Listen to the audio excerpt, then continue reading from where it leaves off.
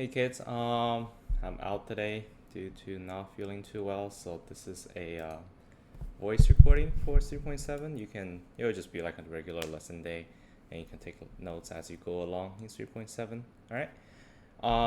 So before we start, just to remind you that as you can see on my screen, in Google Classroom, you do have a homework over the weekend. Amber's commenting me go to sleep. But yeah, you're practicing some SAQ, and then in the beginning, just one SAQ for Unit 3, and then LEQs, you have 3 prompts. And I'm only asking you to write the intro, right? So practice, basically I'm asking you to practice your contextualization and thesis, since only one person got the point in the last unit test for context, and 0 got the point for thesis. So you guys need practice for that, all right? And then it's due Sunday night for you guys. So there's that. And then for the lesson today in 3.7, we're basically going to look at a very early version of the federal law that our Continental Congress came up with, called the Article of Confederation. And today we're going to look at how different forms of government develop and change during the revolutionary period, right before we had a constitution established. So basically, from today's notes, the notes is also uploaded on Google Classroom for you, but this is a voice recording that you can use. But basically, you do, just for this 3.7, you need to know the strength and weaknesses basically of Articles of Confederation. This is very important because you will come across questions regardless of what format they are on your AP exam, that either asks you to about the Article of Confederation versus the Constitution, or like do some compare contrast. It's very common, right? It's very common, so we do need to know the Articles of Confederation very well. In fact, I'll bold it right now, right? So some context for Article of Confederation. So after 1776, right, all the 13 colonies needed. Right, now that we defeated British, we do need to find a new way to establish a unified government, right? Instead of just 13 independent colonies, we need to somehow come together, right? Because right after the Revolutionary War, the 13 colonies were still, right, they just each minding their own business as independent states, because they feared centralized tyranny, right? They had PTSD from the British, right, the British authority, the British monarch. They don't want a person or a singular group of people overtaking a position of power, right? So that's why they were independent states as 13 independent states, because they feared centralized tyranny. So the outcome was that they created the Articles of Confederation as a initial version of, right, the law, right, the law of the land for the U.S. However, the issue with the Articles of Confederation is that it had a very weak central government, because our colonists feared, right? They feared if we give the central government too much power, right? If we give the federal government too much power, they feared that it might become tyrannical, right? They might fear that the central government overtakes the power and basically tell the states and tell the people do what they want.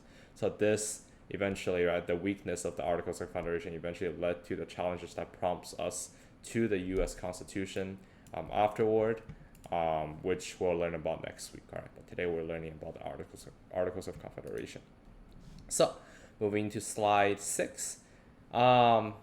Basically, the context for the Articles of Confederation is that during the Revolutionary War, the colonies, our 13 colonies, transformed into individual 13 states, and each of the states created their own state constitution, right? Actually, in fact, I should add this right now, right? They created their own state constitution, while the Second Continental Congress designed a national government. So, right, our Second Continental Congress, right, I should also bold this, right? They designed a national government for the 13 colonies. So, the state governments by 1777, all 10 states out of the 13 states, they were able to come up with their own state constitution, their own state law of the land, right? Then most of them are by legislatures. So most of them, what that means is that most of them was just made in the state assembly, right? Not made by the people. There's only a couple of states that was ratified by popular vote by the people.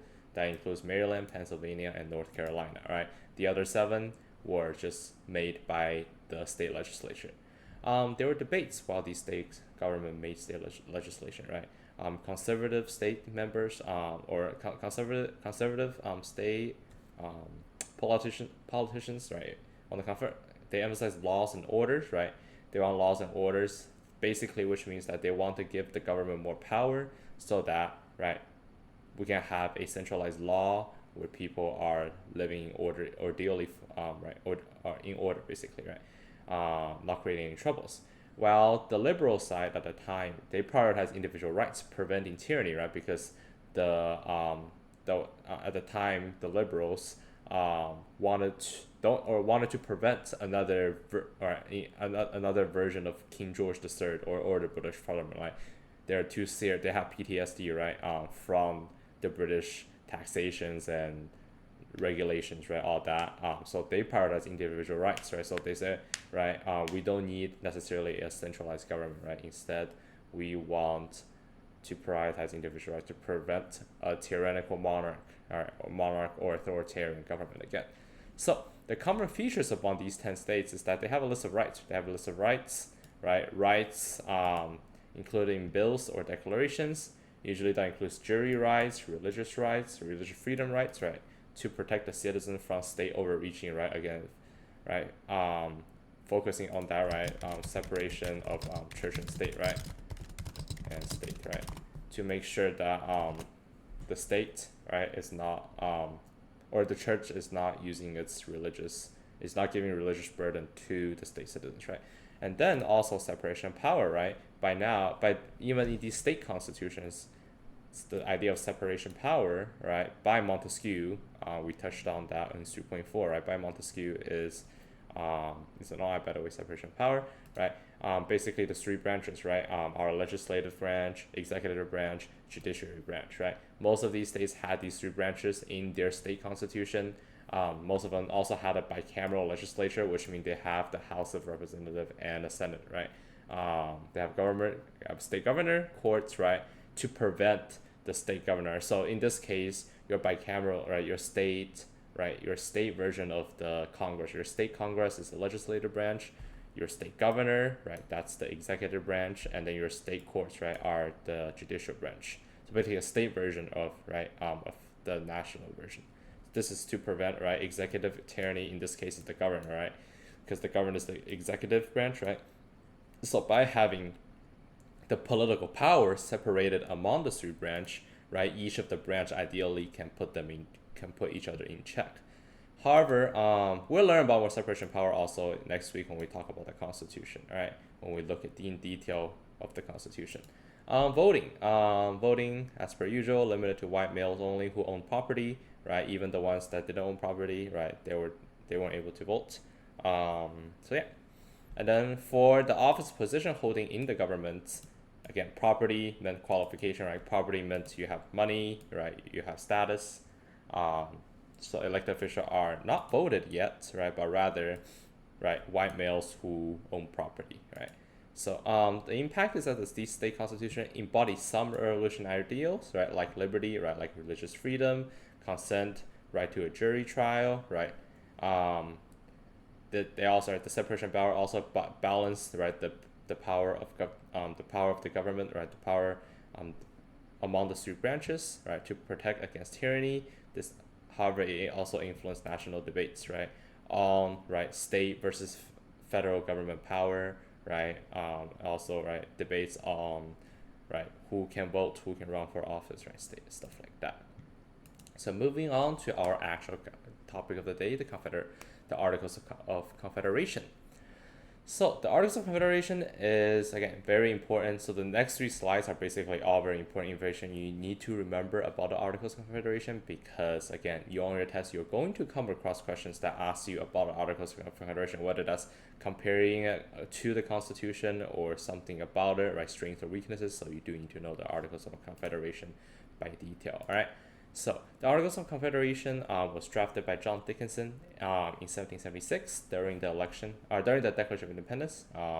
This was modified by Congress to protect state power, right? Again, the Articles of Confederation is very weak on federal government power because the founding fathers were scared, right, to give too much power to the federal government, right? They don't want another Great Britain. So instead, they focus on giving the 13 states, right, more power. And this was adopted by Congress in 1777, and it was however, its ratification delayed till 1781 due to disputes over the western lands. the land disputes include states like Rhode Island, Maryland, right? They wanted Western claim. They wanted the newly Western claims, right? Because right, remember now, right? The British are defeated. The colonists are passing the Proclamation Line of 1763, right? So they wanted those Western claims to claims of land, right, to the central government. So, right, other states, right, enabled ratification like Virginia and New York, right? So the structure of the government in the Articles of Confederation, that it did not have what we have today, right? Today we have a bicameral legislation, right? But in the Articles of Federation, you have a unicameral Congress, right? They didn't have the House of Representatives, which is based on population, and the Senate, right, which is nowadays, right, 2 senators per state. They didn't have those. Instead, they just said, okay, all 13 states, no matter how many people is living in your state, no matter what your population is, each state get a singular vote. Each state gets one representative and one singular vote. For any major laws to be passed, 9 out of the 13, actually I can just put into a number, 9 out of 13 votes needed for any major laws. That's about, right, 2/3, basically 2/3 majority, right? And any amendments, right? So amendments, if you don't know what the word means, right, let's look it up right now. Amendments, definition, right? Amendments basically mean you're changing a law, right? Changing a law, right? We'll also talk about the amendments in our Constitution next week, but right, to make amendments to the Articles of Confederation required unanimity, right? Which means, right, I'll add it as here as well, which meant 13 out of 13 votes, right? So basically all 13 states need to vote. This had an issue, right? This made passing / changing laws, I'll add it, right, changing laws difficult, right? Very, very difficult, right? Because the condition to pass the law is already, right, 2/3 votes. If you want to change the law, that requires all the votes, right? So this was one of the issue it has. The other issue is that it did not have separation of power for executive or judiciary branch. It only had the legislative branch. We did not have a president. We did not have a court or a Supreme Court, right? We didn't have a court system. It only had the legislative power because, right, remember, they were too scared to give executive power, right? They didn't want another Great Britain to be, right, to be made. So the committee of the states, right, held minor decision when Congress was not in session. So basically the committee of each states, right, they have their own committee, right? They come together to make minor decisions when the second Continental Congress was not in session. The power of the powers of the Articles of Confederation that it gave to the legislative branch, right? It gave to the Second Continental Congress. That first, it said that Congress can wage war, make treaties with other countries, send diplomats to other countries, or borrow money from other countries, or right within the country. And however, it did not have the power to tax people because remember, we are scared of tax, right? The colonists have PTSD from this word, right? From this word tax, right? So they didn't want to be taxed again, so they didn't give the federal government a power to tax. Instead, each state, the Congress, the federal government didn't have tax, right? So how they paid for their federal, right, infrastructures and stuff, right? They relied on state contributions, right? Basically, states giving money to the federal government, right? Instead of being, right, the federal government taxing the citizens and the states, right?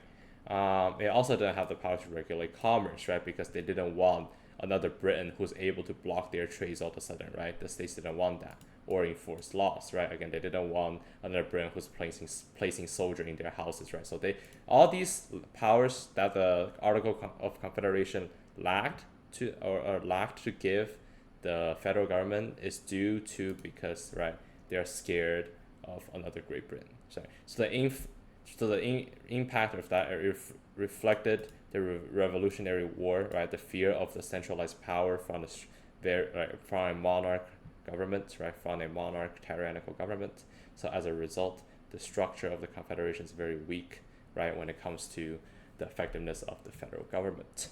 So again, this is like the first version of the law of the country for the United States, right? The Article of the Confederation, right? The first like federal law, right? First version of it, right? Moving on to our next slide. Under the Articles of Confederation, there was also accomplishments. So even though it had weak state powers, the Articles of Confederation had its good side too. It has its strength, right? It had its accomplishments. Sorry. First, independence. Congress was able to support a Revolutionary War victory, right, through the Treaty of 1783. In the Treaty of Paris in 1783, if you don't remember, not only were we able to secure independence, but if we pull the notes up from 3.5, right, the Treaty of Paris also, right, we got first, right, we got fishing rights off the Canada coast, and then excuse me, even though we're still required to pay the British debts, however, the war was ended, U.S. was established as an independent nation, and we did get, right, more western, western territories, right, until the Mississippi River, which is, right, as you see on the map here, all the way to here, right? I don't know if you can see my mouth, but right on the very, very right, as you can see, all the way to the very left side, right, between where the Spanish Louisiana, right, before that, right, before the Treaty of Paris, the 13 colonies only had territories all the way, right, where my mouse is going right now, right, kind of middle way through the Proclamation Line of 1763, right, we're basically able to double the size of our country due to the Treaty of Paris in 1783, right? So, with these new amounts of land in the Northwest Territories, right, this is like modern day, like Ohio, Illinois, Michigan, right, with these new territory that we gained, we need to find ways to occupy it, right, to send people into settling, right? So the land ordinance of 1784, this is the first version the article came up, or the Congress came up with to try to get people into settling in. This established framework they established a framework, right? Basically a set of kind of ideas to how to organize people into living these new territories, creating territorial governments, right? And then eventually plan to admit them as states, right? This was eventually superseded by the ordinance on the bottom we're going to look at, our Northwestern Ordinance of 1787. And then in 1785, they came up with another land ordinance. Basically, this one established a system for surveying and selling Western lands. So this basically gave the federal government the power to sell these newly gained lands to colonists who wants their own piece of land, right, to their own piece of land. And however, the idea of public education became a thing that the federal government wants to do for children, right? Obviously, in this case, it will be for white male children, right? White male children, but they wanted to reserve one section per township, so basically around every 36 square miles. So that's about like 6 miles times 6 miles, right? Every 36 square miles, there needs to be a township, some sort of town school or something, right, for public education. And this is the first time in our American history as a country where we see, right, an emphasis towards public education, even though the idea of, right, the public education, the public is only children, right, male children who are white, right. But and then the Northwest Ordinance of 1787, this was their finalization version. Basically, this one, they set rules for creating states in the Northwest Territory, right? Great Lakes to Ohio River. This granted limited self-government, banned slavery, right? We can take a quick look at the deep details of the Northwest, right? Settlements, right? Yeah, let's look at the National Archive, right? So basically, right, we can just look at the summarizing. We don't need to read all this, but right, basically the three main principles in our national archiving the country is that I don't know if you can see. I'll zoom in a little. Yeah, you guys should be able to see now, right? The three main principle is one, right? Basically, the Northwest Territory needs to be divided into no less than 3 but no more than 5 states, right? These new territories beyond the proclamation line of 1763, right? So basically, they need to be divided to basically from 3 to 5 states, right? Second, right, in order for these, right, in order for these territories to become states, they need to first have a governor, a secretary, and 3 judges, right? They need to have an elected assembly, all right, and they need to have 1 non-voting delegate to Central Congress to be elected, right? When the territory, when enough people settle in this territory, right? And how many is that people? 5,000 free male inhabitants of full age, right? So 5,000 free male. Most, right, at the time, most free males are white. There were a tiny bit of free black males, but mostly, right, it's free white males, right? And then lastly, right, they need a state constitution to be drafted for membership to the union, right? Actually, I can add this here. Actually, let me see where I can add this rule. I'll just create a slide in the following slide right here. For the Northwest, right? 3 rules for territory to become a state. 1, right?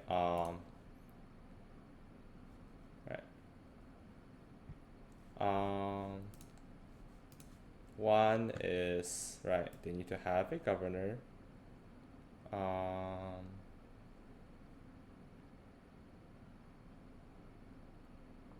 Basically, they need to have a governor, a secretary, to Central Congress, right? Basically, right. Second, they need to have 5,000 female full of inhabitant age, right? Right, in the territory. Lastly, they need to have, right, a state constitution to be drafted when the population, right, basically state constitution when population is greater than, oops, I did not mean to do that, it's greater than 60,000, right? So that was the 3, right? This is the 3, right? So for number 2, that's the 3 stages for it to become a state. And then lastly, right, the last provision in the document was that a Bill of Rights protecting religious freedom, right? The rights of writ to habeas corpus. If you don't know what habeas corpus is, right? We can take a look at that. Right. Basically, legal right to court. Basically, your legal right to court procedures, right? In a sense, right? So it's a legal right in court that allows the individual to challenge their unlawful detention by demanding the custody of the, right. So why I don't, right, and it is in our it is in our constitution as well, right?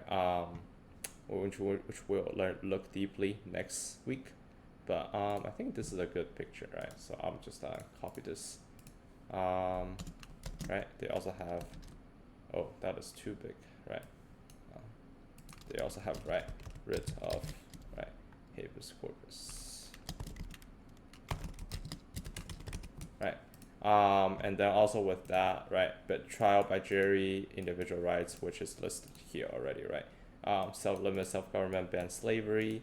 I'll also put these, right? Trial by, I'll also put like ban slavery, rise to jury, right? Rise to jury, right? I don't need, let me delete it. Rise to jury, and what's the last thing I'm looking for? Rise to jury and right, individual rights. I'm just right rights, right? And the impact of this, right? The impact of these the finalized Northwest Ordinance 2087 is that it gave land policy to encourage people to settle in, right? Even though they do need to, right, buy land from the government, right? These lands were not too expensive, right?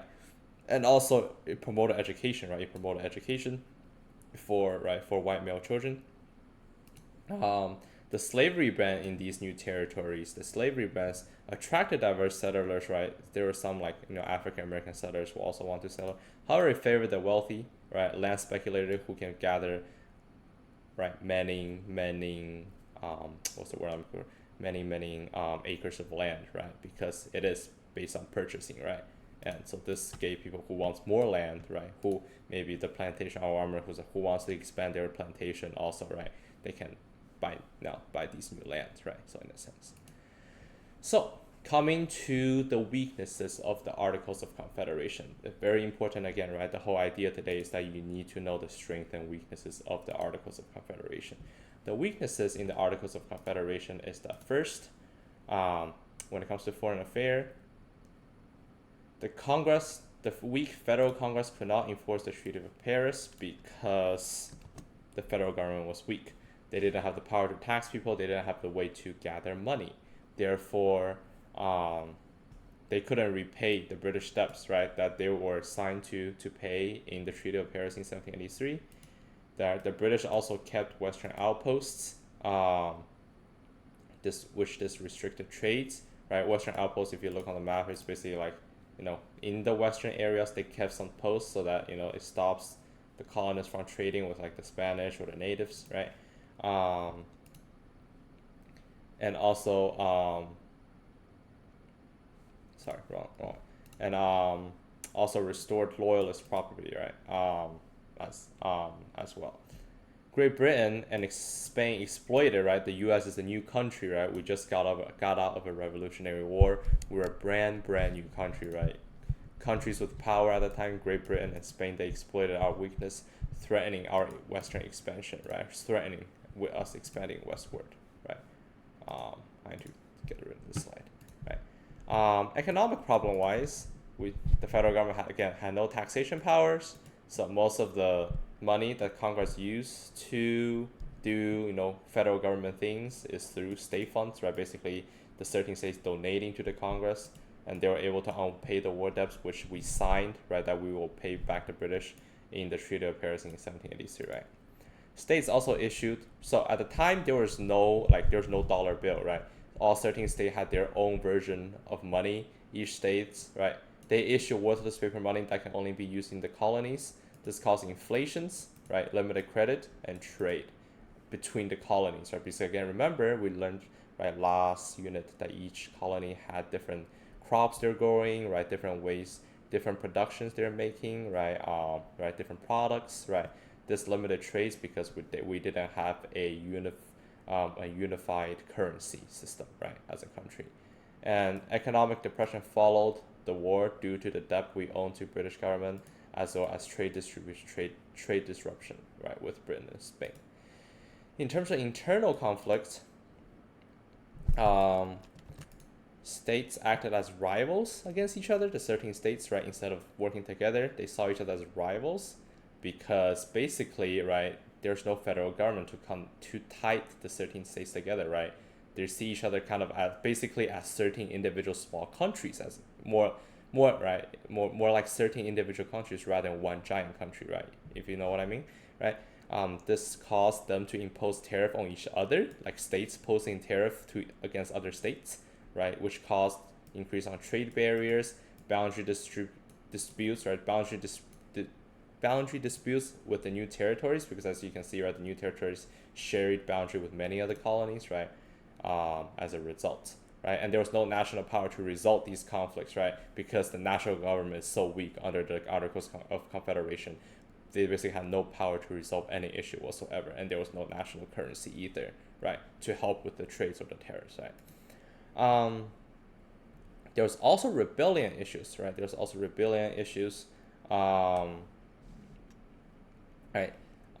Shays' rebellion at the time, right? I'm pretty sure Shays' rebellion is stopped by George Washington. Let me just.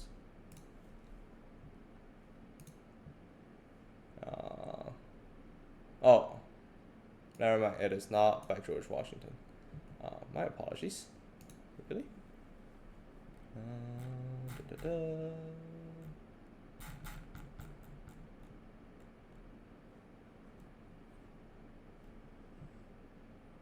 never mind, it is not George Washington. Okay, I remember wrong, my bad. But Shays' Rebellion happened in 1686 through 1867. This was led by a dude named Daniel Shays in Massachusetts. He was a farmer who protested against the high taxes that the state is taxing him, right? Because again, each state, right, is taxing their people themselves. There was no federal tax, and Massachusetts were taxing the farmer pretty high due to they need to, right? Again, the whole country are in debt, right? The whole country's in debt, so as a result, basically everyone's in debt from taxes and stuff. And also, they're protesting because debt, taxes, and also lack of paper money, right? There's no way to trade, right? For the farmers, right? They cannot sell to other states, right? Or nor other countries, right? So, the rebellion halted tax collection, right? Basically, they are threatening the tax collectors again. This time, it's their own tax collector from Massachusetts, right? They closed debtors' courts, attempt to seize the Springfield Armory, which is a armory in Massachusetts, right? The Springfield's Armory. If you look today, right?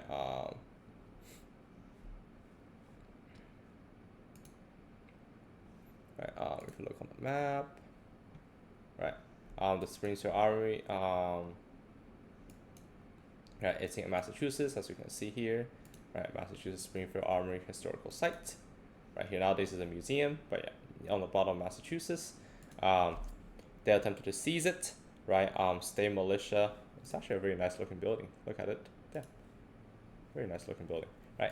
But they attempted to seize it, right?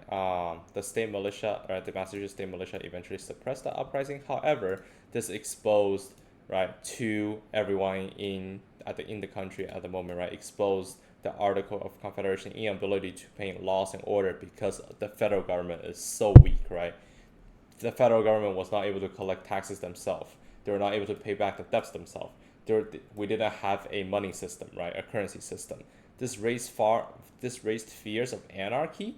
So if you don't know what anarchy means, we can look, right? Anarchy, right? Anarchy basically means, right, a state disorder due to abstinence or non-recognition of authority. So anarchy is the opposite of monarchy, right? In anarchy, that means there's no organization, right? Monarchy is that someone has too much power, right? Anarchy basically saying, right, the federal government has no power, right? Has no power. When the federal government has no power, it leads to disorders, eruptions, and rebellions like the Shays' Rebellions, right? So this spurred calls for a stronger government, which will eventually lead to our founding fathers in creating the Constitution that we'll learn about next week in detail, okay? Right. That's it for the lesson. If you have any questions, feel free to email me. Again, remember, please, you have homework over the weekend, right? You have your, not this one, sorry. You do have your, right, you do have your homework is under the section of writings, right? Your DB, SEQ, and LEQ writing. Please finish that by Sunday night, right? Do give your best try for it. Time yourself, right? Time yourself. The SAQ, you should spend about 13 to 14 minutes using only your brain, right? For the contextualization thesis, each one should take you about 10 minutes. You shouldn't be spending more time, right, than 10 minutes, right, in your LEQs for the first paragraph, right? So just time yourself that and have the good rest of your weekend. Again, I apologize I couldn't be here today. I'm feeling a little sick since the afternoon, so I'm just gonna take the day off. Yeah, and yeah.